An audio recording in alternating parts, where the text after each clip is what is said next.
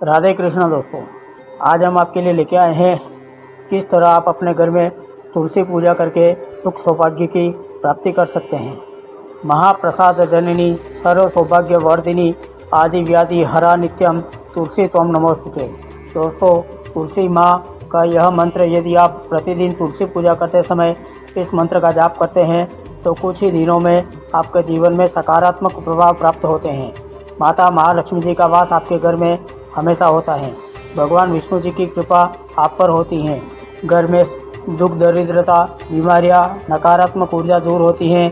यह मंत्र बहुत प्रभावशाली है और प्रतिदिन आप माँ तुलसी की पूजा करते हैं और तुलसी जी में जल देते हैं। दोस्तों, इस वीडियो में हम आपको बताएंगे कि गुरुवार को आप तुलसी जी की पूजा किस तरह करें जिससे आपके मन में किस तरह की कामना है जो माँ तुलसी की कृपा से पूर्ण हो जाए। तुलसी की पूजा में समस्त कामना पूर्ण हो जाती है और गुरुवार का दिन श्री हरि विष्णु का दिन माना जाता है। गुरुवार के दिन तुलसी व भगवान विष्णु का विधिवत पूजा की जाए तो जीवन में सुख समृद्धि का आगमन होता है, धन का आगमन होता है और हमारे जीवन में किसी भी प्रकार की परेशानी हो वो भगवान श्री हरि विष्णु दूर करते हैं। श्री हरि विष्णु को प्रिय है तुलसी। तुलसी को हरिवल्लभा भी कहा जाता है, विष्णु प्रिया कहा जाता है। तो जिस घर में तुलसी का नित्य पूजा की जाती है, तुलसी को नित्य जल दिया जाता है, उस घर में दरिद्रता और दुर्भाग्य का वास नहीं होता है। तुलसी में रविवार और मंगलवार को जल नहीं देना चाहिए और छूना भी नहीं चाहिए। तुलसी पूजा से अखंड सौभाग्य की प्राप्ति होती है। तुलसी पूजा से वंश की वृद्धि भी होती है। तुलसी पूजा से विवाह में आ रही बाधा दूर होती है। मतलब आपके घर में तुलसी लगी है, आप नित्य तुलसी की पूजा करते हैं, तुलसी में जल देते हैं, शाम को तुलसी के नीचे दीपदान करते हैं, माँ तुलसी के सामने बैठकर आप माँ तुलसी का मंत्र जाप करते हैं। तुलसी का मंत्र महाप्रसाद जननी सर्व सौभाग्य वर्धिनी आदि व्याधि हरा नित्यम तुलसी त्वं नमोस्तुते या भगवान श्री हरि विष्णु का मंत्र जाप करते हैं। ओम नमो भगवते वासुदेवाय। यदि आप इस मंत्र का जाप करते हैं तो आपके जीवन में आने वाली समस्त बाधाएं माँ तुलसी व श्री हरि विष्णु दूर करते हैं। जब हम तुलसी की पूजा करते हैं तो श्री हरि विष्णु की कृपा से हमें स्वतः ही प्राप्त हो जाती है और माता महालक्ष्मी जी भी वही वास करती है जहाँ श्री हरि विष्णु का वास होता है। जब हम तुलसी की पूजा करते हैं तो श्री हरि विष्णु सहित माँ महालक्ष्मी का स्थिर वास हमारे घर में रहता है।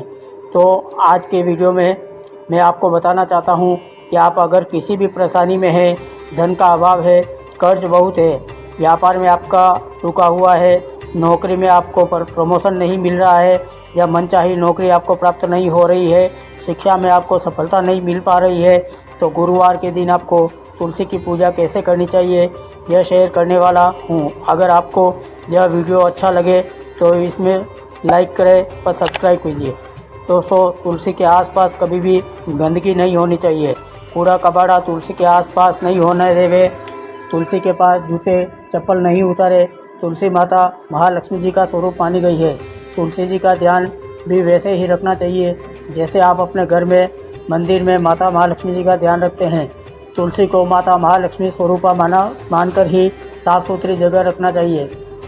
तुलसी के ऊपर लाल चुनरी हमेशा ज़रूर चढ़ी हुई होनी चाहिए।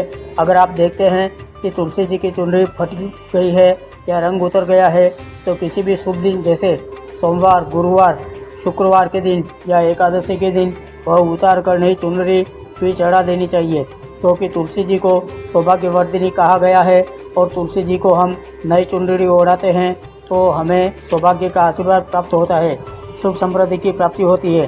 तुलसी के आसपास कोई भी कांटेदार पौधा नहीं होना चाहिए। तुलसी जी के पास आप केले का पौधा लगा सकते हैं, क्योंकि केले में भगवान श्री हरि विष्णु यानी सत्यनारायण भगवान का वास होता है। तुलसी का पौधा घर में रखने से हमें बहुत सारे फायदे होते हैं, लेकिन वह फायदे हम तुलसी की व्यवस्थित रख रखाव और नियमित पूजा कर उठा सकते हैं। दोस्तों, गुरुवार को हमें तुलसी की पूजा करते समय पीला वस्त्र धारण करना चाहिए। पीला वस्त्र भगवान विष्णु का प्रिय वस्त्र है। वह गुरुवार यानी गुरु ग्रह बृहस्पति ग्रह भी शांत होता है। वह पीले वस्त्र से गुरु ग्रह भी मजबूत होता है। गुरुवार को आपको तुलसी में कच्चा दूध अर्पित करना चाहिए और कच्चा दूध अगर आपको देशी गाय का मिले तो सबसे उत्तम। दूध कच्चा ही होना चाहिए। वह दूध में तुलसी की जड़ में अर्पित करना चाहिए। तुलसी में दूध अर्पित करने के लिए चांदी का पात्र सर्वश्रेष्ठ है, और चांदी का पात्र नहीं हो तो पीतल या स्टील का पात्र ले सकते हैं। फिर तुलसी की जड़ में थोड़ी हल्दी डालें, फिर पीले पुष्प अर्पित करें। पीले या लाल पुष्प की माला देवी तुलसी को अर्पित कर सकते हैं। आप तुलसी पूजन के बाद तुलसी जी की एक परिक्रमा करें। आप 1 परिक्रमा, 5 परिक्रमा, 7 परिक्रमा या 11 परिक्रमा भी कर सकते हैं। आपको परिक्रमा जरूर करनी चाहिए, लेकिन तुलसी की परिक्रमा हमेशा विषम संख्या में ही की जाती है।